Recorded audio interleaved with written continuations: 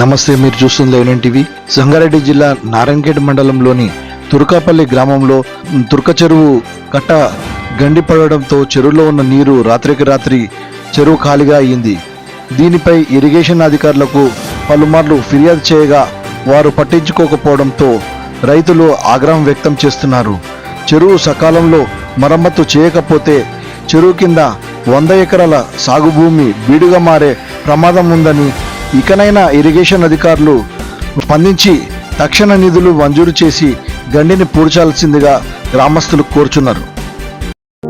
నీ కష్టమిది, నీ గర్వమిది, నువ్వు కడుపున పెంచిన బిడ్డ ఇది. నీ గెలుపు ఇది, ప్రతి తలపు ఇది, నువ్వు పుడమితో చేసిన చెలినేది.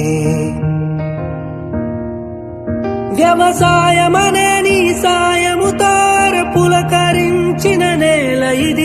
మరి అందరి ఆకలి తీర్చిన చేతిని నోటికి నడిపే దారి అది.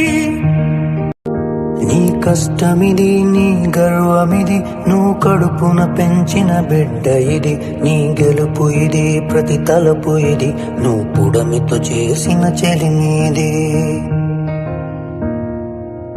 వ్యవసాయమనే నీ సాయముతో పులకరించిన నేల ఇది. మరి అందరి ఆకలి తీర్చిన చేతిని నోటికి నడిపే దారి అది. నీ కష్టమిది, నీ గర్వమిది, నువ్వు కడుపున పెంచిన బిడ్డ ఇది. నీ గెలుపు ఇది, ప్రతి తల. ఈ వీడియో కనుక మీకు నచ్చినట్లయితే లైక్ చేయండి, షేర్ చేయండి, సబ్స్క్రైబ్ చేయండి, గంట సింబల్పై క్లిక్ చేయండి.